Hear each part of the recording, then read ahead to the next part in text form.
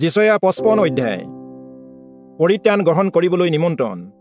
হে তৃষ্ণাতুৰ লোকসকল, পানীৰ ওচৰলৈ আহা, আৰু যিসকলৰ ধন নাই সকলো আহা, খোৱা বস্তু কিনা আৰু ভোজন কৰা। আহা, বিনামূল্যে বিনা দামে দ্ৰাক্ষাৰস আৰু গাখীৰ কিনা। যি আহাৰ নহয় তাৰ বাবে ৰূপ কিয় খোজা, আৰু যিহে সন্তুষ্ট নিদিয়ে তাৰ বাবে কিয় পৰিশ্ৰম কৰা। সাৱধানেৰে মোৰ কথা শুনা, আৰু যি উত্তম সেই সকলো ভোজন কৰা, আৰু পুষ্টিকৰ বস্তুৰ দ্বাৰাই জীৱন আনন্দিত কৰা। মনোযোগ দিয়া আৰু মোৰ ওচৰলৈ আহা, শুনা, তাৰ দ্বাৰাই তোমালোকৰ প্ৰাণ যেন সজীৱ হয়। মই নিশ্চয় তোমালোকৰ সৈতে অনন্তকলীয়া চুক্তি, দাৱীদক দিয়া বিশ্বাসযোগ্য নিয়মৰ চুক্তি স্থাপন কৰিম। চোৱা, মই তেওঁক দেশবোৰৰ সাক্ষী স্বৰূপে আৰু লোকসকলৰ মুখ্য ব্যক্তি আৰু অধ্যক্ষ স্বৰূপে নিযুক্ত কৰিলোঁ।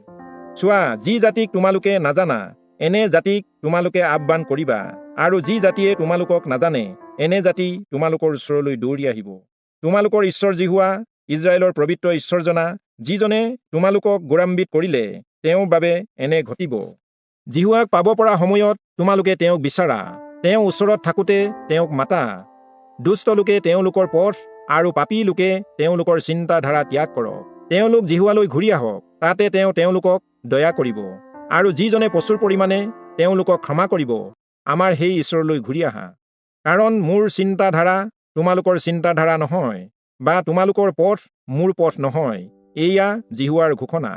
কাৰণ যিদৰে পৃথিৱীতকৈ আকাশমণ্ডল ওখ, সেইদৰে তোমালোকৰ সকলো পথতকৈ মোৰ পথ ওখ, আৰু তোমালোকৰ চিন্তাধাৰাতকৈ মোৰ চিন্তাধাৰা ইমান ওখ। কাৰণ যিদৰে বৰষুণ আৰু হিম আকাশৰ পৰা নামি আহে আৰু পৃথিৱীক যেতিয়ালৈকে নিভিজায় তেতিয়ালৈকে ঘূৰি নাযায়, ই উৎপন্ন কৰিবলৈ আৰু গজালি মেলিবলৈ ভূমি প্ৰস্তুত কৰে, গুটি সিঁচোতাক ফল দিয়ে আৰু খাওঁতাক আহাৰ দিয়ে।